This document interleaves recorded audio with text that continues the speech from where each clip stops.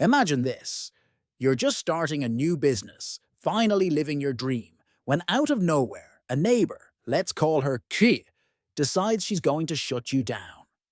She uses her HOA power to block your every move, ruining your chance at success. But what if I told you that instead of giving up, you decided to flip the script and get the ultimate revenge? What happens next will shock you, because I didn't just fight back. I took it to a whole new level, and trust me, you won't believe how this ends. It was a Saturday morning, and the world outside was buzzing with energy. The sun was shining, casting a golden hue over the quiet suburban neighborhood. The air smelled like fresh grass, and the sound of birds chirping filled the peaceful atmosphere. It seemed like the perfect day for a new beginning, the start of something exciting, something I had worked tirelessly toward for years. I had always dreamed of owning my own business. For as long as I could remember, I had harbored this vision. A small yet charming shop where I could sell unique items and offer a space for people to gather, source, relax, and enjoy themselves. After years of working for someone else, grinding away in a corporate job where I felt like just another cog in the machine, I finally had the opportunity to make that dream a reality. It wasn't easy. Nothing ever is when it comes to business, but I was determined. I had worked tirelessly to save money, write business plans, and research the right market. I was proud of myself for finally pulling it all together. It wasn't just about making money. It was about building something real, something I could call my own. The idea was simple, but it was personal. I wanted to create a business that people would love to visit, a place that would make people smile every time they walked through the door. The location I'd chosen was perfect, a quaint, cozy corner of a suburban neighborhood.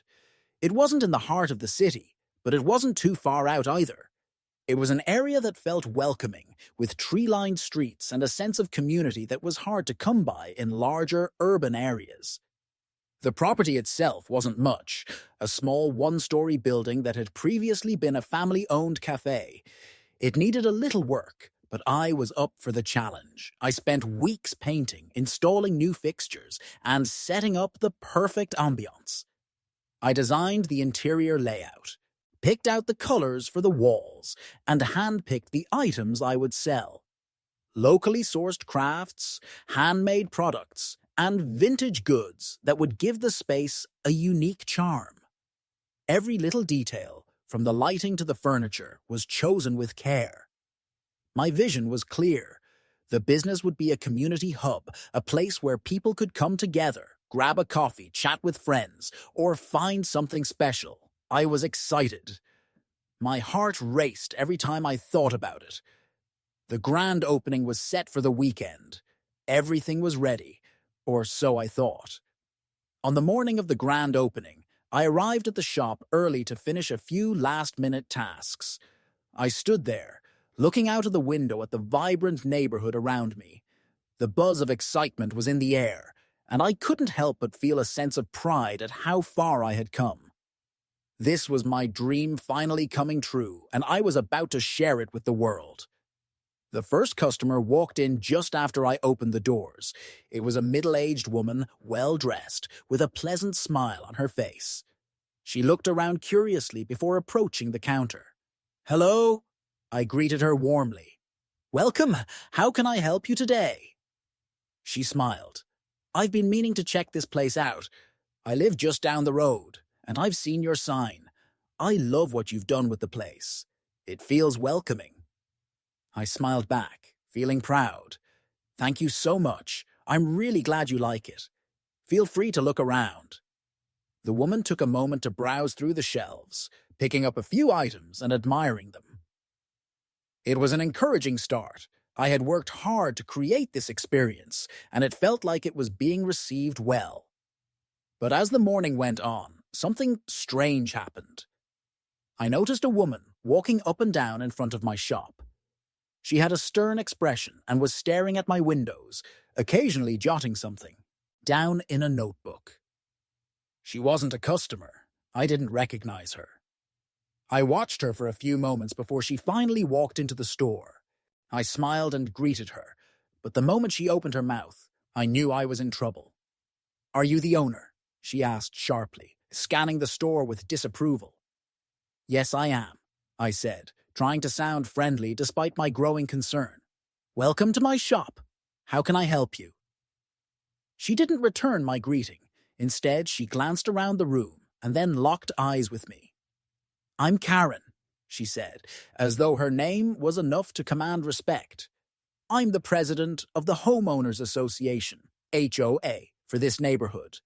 I've noticed your business, and I have some concerns." At first, I thought it was just a formality. Many people had asked about the business, and I was used to explaining things. But Karen didn't seem interested in a simple conversation. Her tone was cold, and her eyes never left the shop, as if she was already judging everything wrong with it. "I don't think you've properly gone through the proper HOA channels," Karen continued. "You didn't submit an application for approval to operate this business. You didn't request a permit. This kind of thing can't just pop up in the neighborhood without permission." I blinked, confused. "I've checked all the regulations. This property is zoned for commercial use.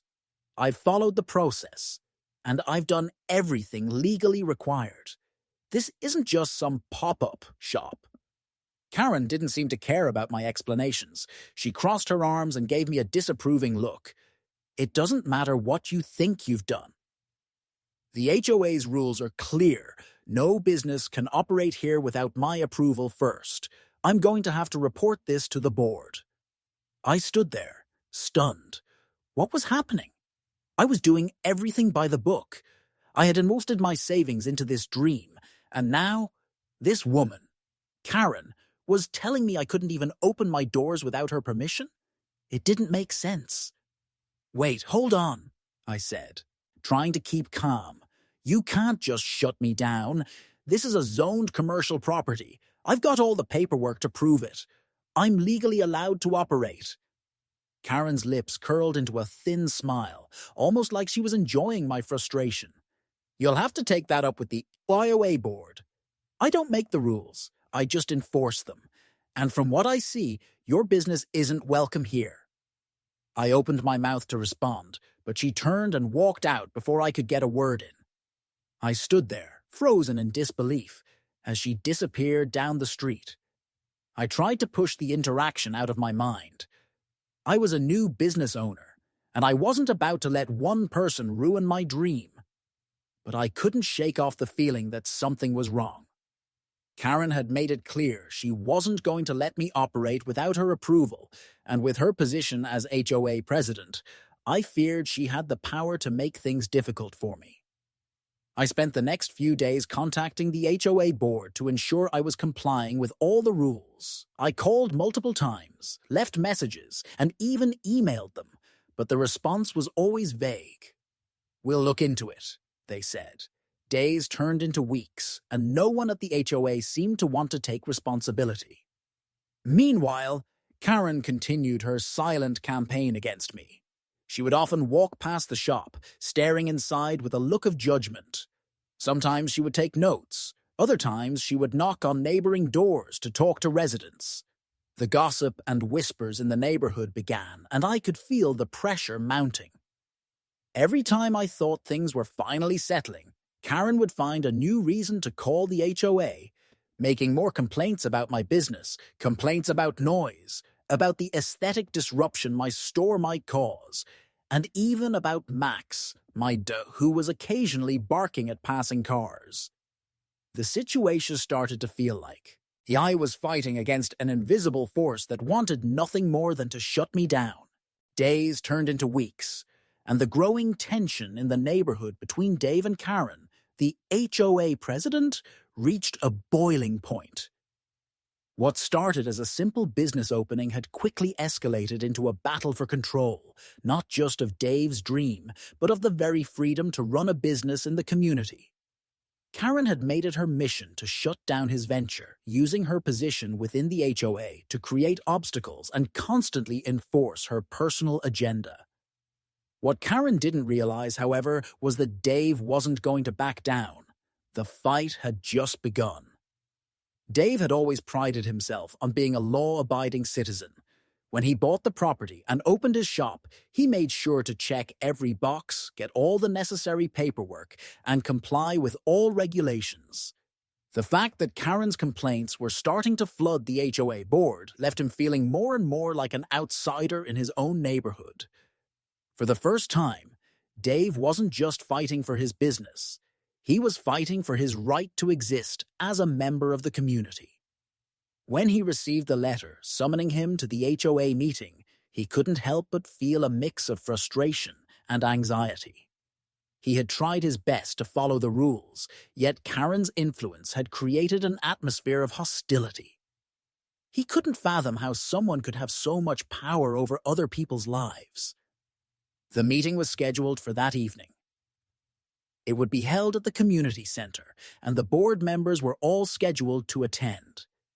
This wasn't just an ordinary neighborhood meeting. It was his chance to defend himself, his business, and his right to thrive in the community he had chosen to call home. When Dave walked into the community center, the room was already buzzing. The atmosphere was tense, the kind of energy you get when a controversial issue is about to be debated. The board members were sitting at a long, rectangular table, their papers in front of them, scribbling notes as if preparing for a legal battle. The people in the audience were a mix of curious neighbors, some of whom had heard about the conflict but had no idea what the real story was. And of course, at the front of the room sat Karen, with her usual authoritative demeanor. Karen was looking over her papers, a smug smile on her face as she glanced up at Dave. Her gaze was one of superiority. She had already made up her mind that she was right and that he was in the wrong.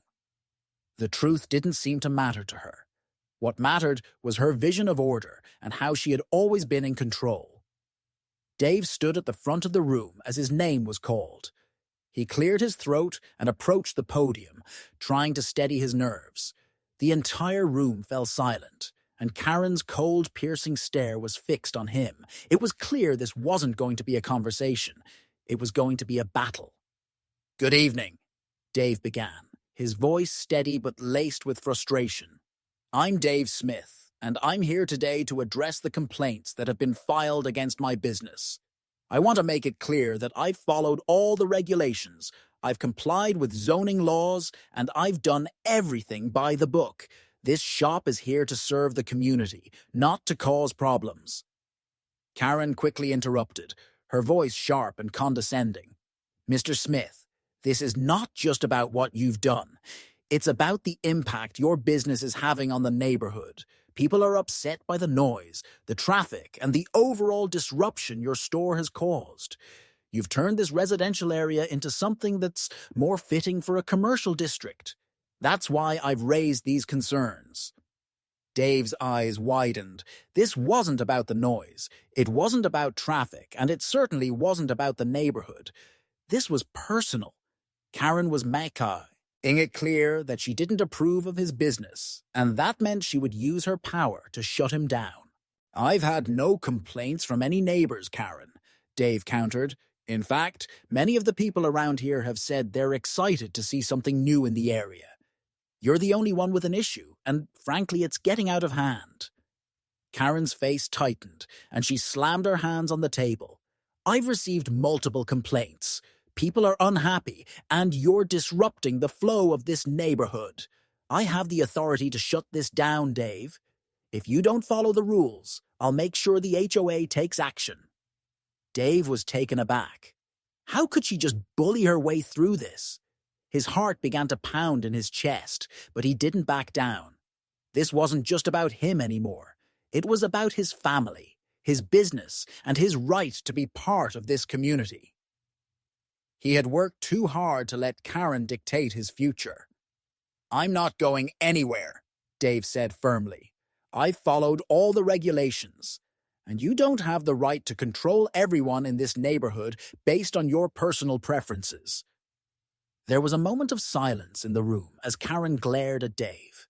It was as though she was trying to intimidate him, to make him feel small. But Dave wasn't going to shrink, not this time. He had fought for this. He had earned his place in the community, and he wasn't about to let one woman tear it all down.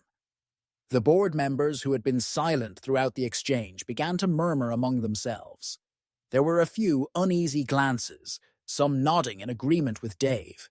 They had seen this kind of conflict before. Karen had always been the one to create these problems, but she had never been challenged before. And now, she was facing a resistance she wasn't prepared for. Karen, visibly frustrated, leaned back in her chair and took a deep breath. It was clear she wasn't used to being confronted in this way. For so long, she had controlled the neighborhood with an iron fist, and now Dave was forcing her to face the truth. The community didn't always agree with her. "I will take this matter to the HOA board," Karen said, her voice dripping with disdain, "and I will make sure that your business is shut down." Dave could feel the weight of her words, but he wasn't intimidated. The truth was on his side, and he had nothing to fear.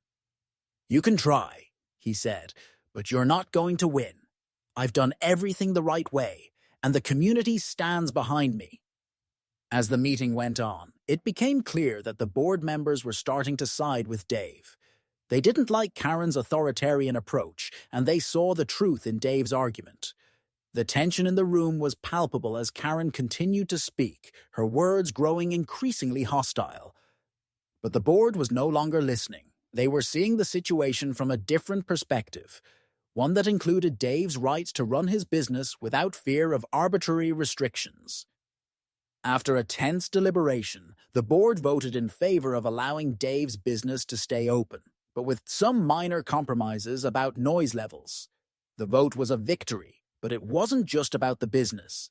It was about taking a stand and not letting someone like Karen have the final say over people's lives.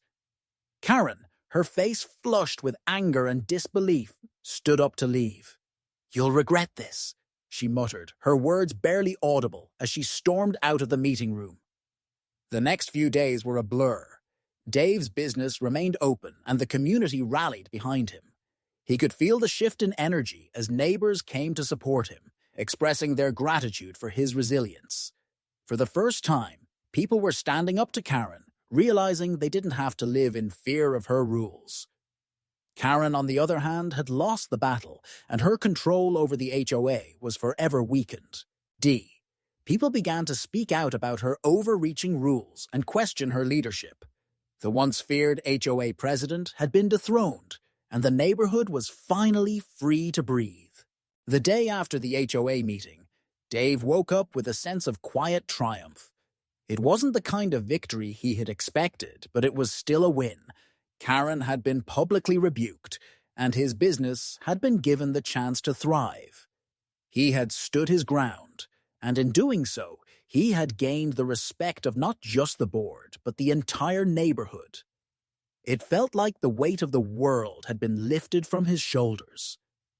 But even with the victory in hand, Dave couldn't shake the nagging feeling that something was still off. It was only the beginning, and though he had won the battle, he knew that the war for his business's survival wasn't over. Karen wasn't the kind of person to back down easily, and Dave had no doubt she would continue to cause trouble. But that didn't matter now. What mattered was that he had won over the support of the community, the people who were ready to stand with him and help him grow his dream. After the meeting, something remarkable started to happen in the neighborhood. The residents who had once been afraid to speak up against Karen's tyrannical reign began to show their support for Dave. It wasn't just about fighting back against an unreasonable HOA president. It was about embracing a new era of freedom and self-expression. The power Karen once held over the community was crumbling, and it was clear that she no longer had the influence she had enjoyed for so long. Dave had always felt like an outsider in this quiet suburban neighborhood, an outsider trying to make his mark in a place where tradition and conformity ruled. But now, the lines between neighbor and outsider began to blur. The more people rallied behind him, the more he realized that the community was ready for change. They didn't want to be ruled by an HOA that stifled their creativity and forced them to live by outdated rules. They wanted freedom, the freedom to decorate to house, their homes, to run businesses, and to live their lives without fear of arbitrary judgment. That evening, as Dave sat down for dinner with Rachel and their kids, he couldn't help but smile. For the first time in weeks, he felt a sense of peace. The struggle with Karen had been exhausting, but the support he had gained from his neighbors made it all worthwhile. "I think we've finally done it," Rachel said, placing a plate of food in front of Dave. "You've shown them what this neighborhood really needs." Dave nodded, taking a deep breath. "It feels like we've just started something big. The board made the right decision, but this is just the beginning. We need to keep this momentum going." As the night went on, neighbors stopped by, some to congratulate him, others to share their own stories about Karen's overreach. One by one, people began to talk about the times they had been bullied or intimidated by Karen. It wasn't just about a few decorations. It was about a pattern of control that had affected everyone in the neighborhood. And now, for the first time, they were ready to speak up. By the end of the week, Dave had organized a neighborhood meeting. It wasn't just a social gathering. It was an opportunity for the residents to come together and discuss the future of the community. The meeting was held in the same community center where the HOA meeting had taken place. But this time, the atmosphere was different. There was a palpable sense of unity in the air, a shared understanding that the neighborhood could be better than it was. When the meeting began, Dave was surprised by how many people showed up. Old friends, new neighbors, and even families who had lived in the neighborhood for years but had always been hesitant to speak out, all gathered together in one room. Dave couldn't help but feel a sense of pride as he looked around. This was his community, and these people weren't just his neighbors. They were allies. As he spoke, he focused on the future. This wasn't just about one business. It was about building a neighborhood that could support one another, where everyone could express themselves freely. He talked about the changes they could make, the rules they could revise, and how they could create a more inclusive environment for families and business owners alike. "We can make this neighborhood a place where creativity and individuality are celebrated," Dave said, his voice rising with excitement. "We don't have to live in fear of being judged or controlled. We can make our community stronger by supporting one another." The room erupted in applause. People stood, clapping and cheering. The mood had shifted from one of fear to one of empowerment. For the first time in a long time, the neighborhood felt like a true community, one where every voice mattered. But even as the crowd celebrated, Dave knew they had a long road ahead of them. Karen wasn't going to sit back quietly. She had built her entire identity around her position in the HOA, and Dave knew that she would continue to fight. But what he hadn't realized was just how many neighbors were willing to stand by him. The support was overwhelming, and it was clear that Karen's influence was waning. Days passed, and the neighborhood seemed to be changing before Dave's eyes. The Smith family's store continued to thrive, with more and more people coming in to check out what Dave had worked so hard to create. People were sharing their experiences on social media, spreading the word about the new business in town and about the changes happening in the community. It felt like something big was happening, something that could change the entire neighborhood for the better. But Karen wasn't going to go down without a fight. She had always prided herself on her power, and she wasn't about to let a few disgruntled neighbors take that from her. One afternoon, Dave received a letter from the HOA, once again accusing him of violating HOA rules. But this time, it was clear that Karen had taken things a step further. She was demanding that Dave close his business immediately, threatening legal action if he didn't comply. The letter was filled with veiled threats and empty promises, and it was clear that Karen was desperate. Dave didn't panic. Instead, he took action. He reached out to his lawyer, who had helped him with the initial paperwork, and together they started to prepare for the next battle. This time, however, it wasn't going to be just about Dave versus Karen. It was about the entire community standing up against one person's control. The next HOA meeting was a turning point. The board had called a special session, and the stakes were higher than ever. Dave knew this would be the moment when the community would have to make a decision. Would they continue to let Karen hold sway over their lives, or would they finally stand up to her and take control of the near future? This time, Dave wasn't alone. As he entered the meeting room, he could see every seat was filled with residents, neighbors who had once been silent bystanders, now standing together to support him. It was clear they had all come to the realization that this wasn't just about one business or one person. It was about the power of community and the right to live freely. As the meeting began, Karen took her usual seat at the front, her posture stiff and her expression rigid, ready to fight. She began her usual tirade about rules and regulations, but this time, the board members were different. They were no longer cowed by her presence. Instead, they listened carefully, weighing every word. When it was Dave's turn to speak, he stood tall, his voice clear and unwavering. He talked about the support of the community, about how they had rallied together to challenge Karen's control, and how they wanted to create a space where they could all thrive, not just survive. "This isn't just about my business," Dave said.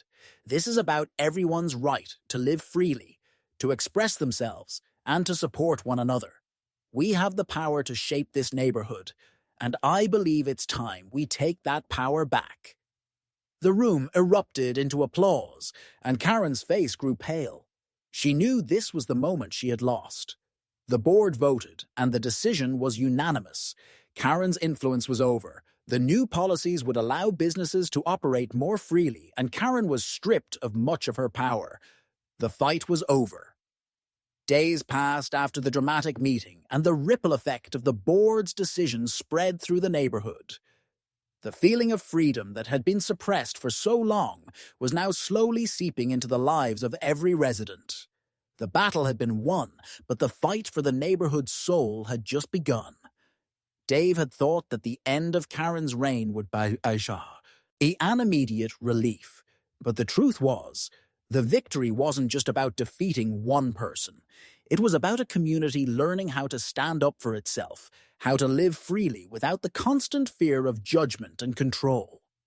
The immediate aftermath of the HOA meeting had been a huge victory for Dave, but not everyone in the neighborhood was as quick to accept the changes. Though the decision had been unanimous in the meeting, the reality of breaking free from Karen's control left some residents with lingering doubts.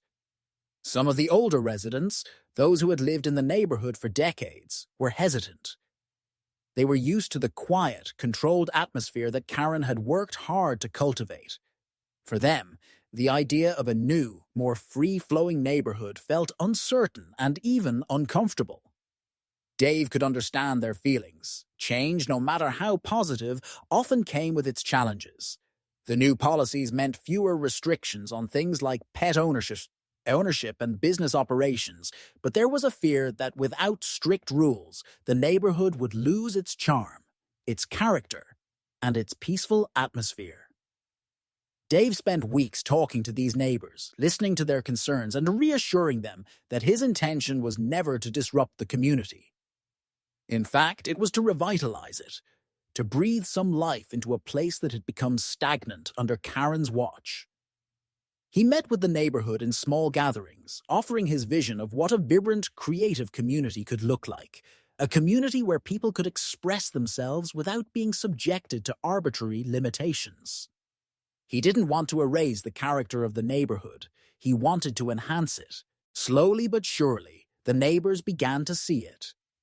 Dave's sincerity was hard to ignore, and the tangible changes in the neighborhood, more businesses opening, people starting to decorate their homes, the kids playing outside with fewer restrictions, began to win over the skeptics. People started to feel that Karen's reign of control had been the real disruption all along. It was her tight grip on the neighborhood that had stifled its growth, its creativity, and its potential. As the weeks turned into months, the transformation of the neighborhood became undeniable. The once subdued streets were now filled with life, laughter, and activity. Neighbors walked their dogs freely, children played outside without having to hide behind fences, and homeowners began to personalize their spaces in ways that had been forbidden under Karen's watch. Dave's business was thriving more than ever. The support of the community was unwavering, and as he had hoped, his shop had become the heart of a newly energized neighborhood. People came in to shop, to hang out, to meet their neighbors. It wasn't just about the products he sold. It was about what his store represented. A new beginning, a break from the old ways, and the power of community over control. The success of the business wasn't just about making money. It was about building relationships and creating a place where people felt welcome. Over time, Dave had started hosting small neighborhood events like weekend marketplaces, outdoor movie nights, and art showcases. These events brought people together, forging connections between neighbors who had once only exchanged polite hellos at best. Rachel noticed the change in their own lives too. It wasn't just about Dave's success or the neighborhood's transformation. It was about the freedom they now felt. They could finally relax in their own home, no longer fearing the next phone call from Karen or the next threat from the HOA. Their home was theirs again, and they could be themselves. As the weeks passed, Karen disappeared from the neighborhood, becoming an increasingly distant figure. For the first time in years, she wasn't the focal point of the community. Her absence was a double-edged sword. On one hand, it relieved the residents of the constant tension she had created, but on the other, it left them to wonder what had happened to her. Dave knew that Karen wasn't someone who could just let go of her need for control. He had witnessed her power firsthand, and he knew it wasn't easy for someone like her to give up the reins of authority. But as time went on, he began to hear murmurs about Karen's declining position within the HOA. Her influence had waned, and people started to question her leadership. She had been out of touch with the Heian community, and it was clear that the new wave of residents wanted more than the rigid, rule-based life Karen had tried to enforce. One day, Dave received an unexpected letter from Karen. The tone was different from her usual sharp, authoritarian demeanor. This letter was filled with regret, apology even. She admitted that perhaps she had been too harsh in her dealings with him and his business, and that she had let her need for control cloud her judgment. In her words, she had realized that not everyone sees the world the way I do, and maybe that's okay. While the letter didn't necessarily solve all of Karen's issues, it was a start. Dave recognized that Karen had been someone who believed she was doing the right thing, but she had never realized the harm she was causing. In the end, her downfall was less about her being a bad person and more about her being blinded by the illusion of control. She had spent so much time trying to enforce rules and maintain order that she had forgotten what really mattered: the freedom and individuality of the people in the neighborhood. In the months that followed, Karen's influence continued to diminish. She no longer held the same grip over the HOA. Instead, she became a distant figure, someone the community had long since moved on from. She didn't leave the neighborhood completely, but she stopped attending HOA meetings and stopped trying to control the lives of the people around her. Her legacy was one of lost opportunity, a missed chance to truly connect with her neighbors. Months passed, and the neighborhood continued to flourish. The residents were happier, more intact, and more connected than ever before. Dave's business had become an integral part of the community, and it was clear that the shift in neighborhood dynamics was something that would last. Dave had learned a lot from his confrontation with Karen, but the greatest lesson he had learned wasn't just about standing up for his business. It was about understanding the power of community and how important it is to stand together when faced with adversity. His success wasn't just his own. It was a collective effort.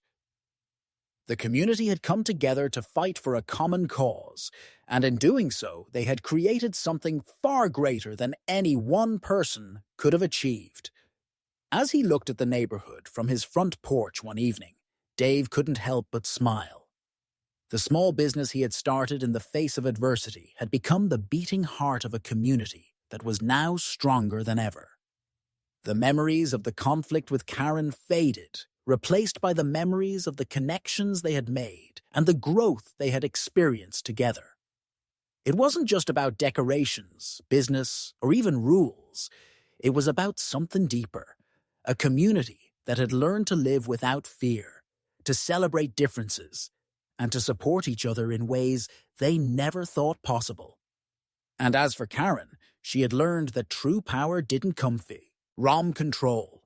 It came from understanding, compassion, and the willingness to let go. She may have lost the battle, but in some small way, she had also gained a deeper understanding of the world around her.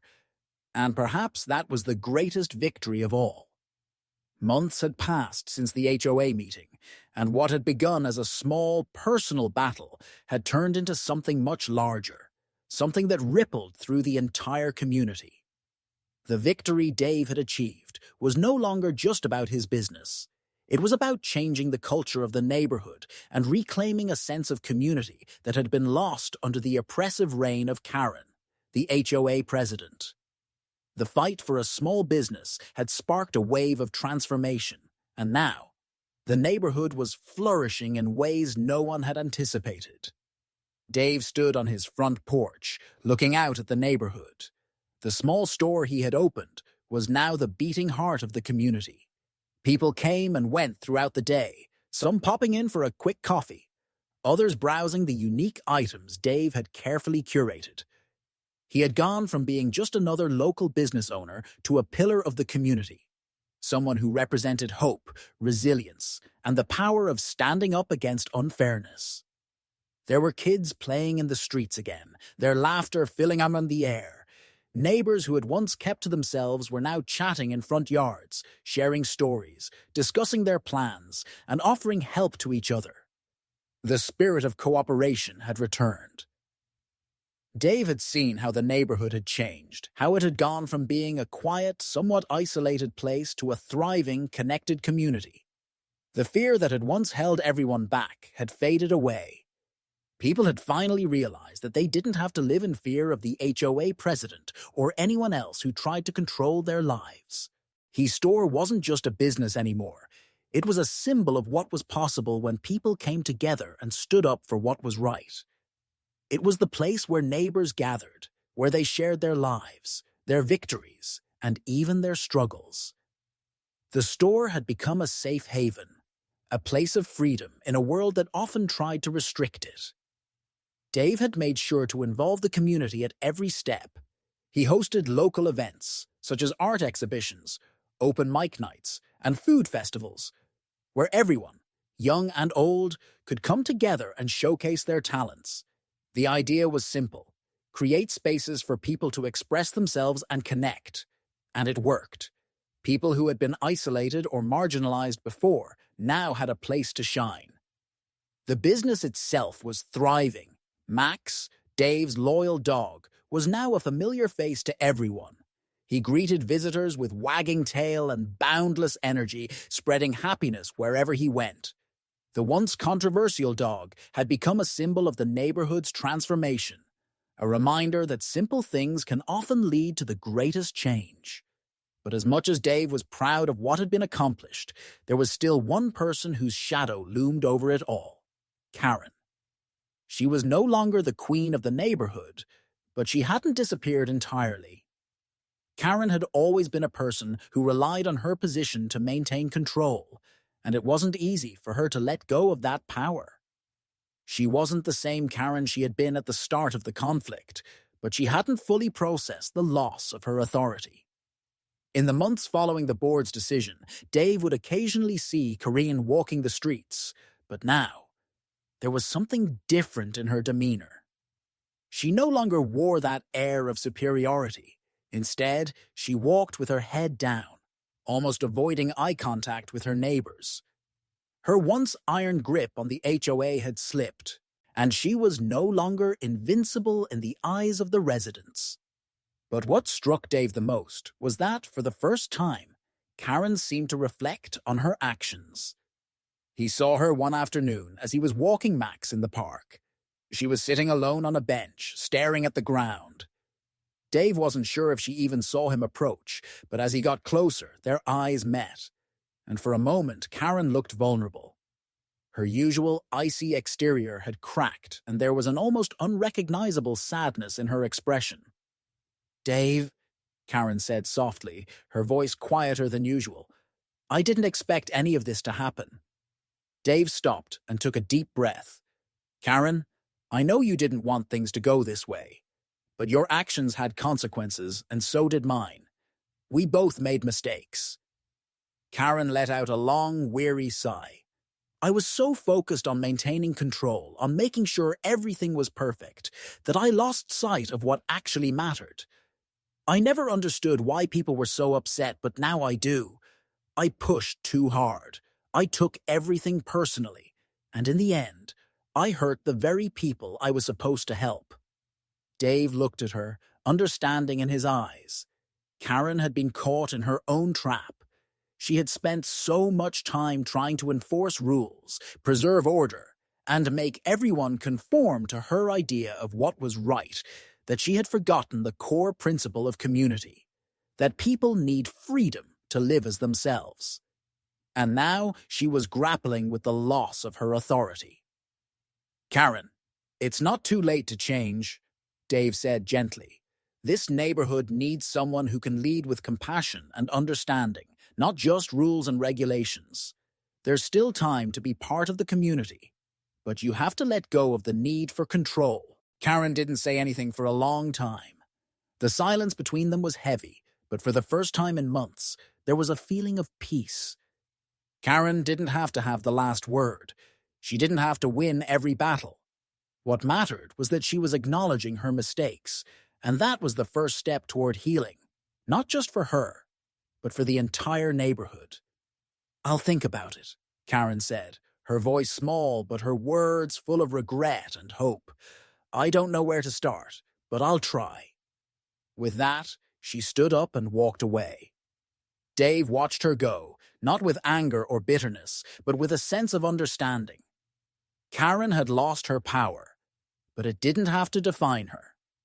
The neighborhood had already moved on, and it was now time for Karen to find her own way forward. As the months turned into a year, Dave's neighborhood continued to flourish. The changes that had begun with a single act of defiance against Karen had ignited a fire that spread throughout the entire community. The neighborhood was now a vibrant, welcoming place where people could live freely, express themselves, and build meaningful relationships with their neighbors. Dave's business was thriving more than ever. He expanded his store, offering new products and services that reflected the needs and wants of the community. People came from all over to see what Dave had created, not just for the goods he sold, but for the culture he had fostered. A culture of generosity, inclusivity, and empowerment. The local events grew in popularity, drawing more and more visitors. The annual art showcase became a staple of the neighborhood's calendar, and the marketplace was a lively, bustling place filled with locally made goods, fresh produce, and smiling faces. Families gathered, friends reconnected, and new friendships blossomed in the heart of the community. The Smiths had become the backbone of this transformation.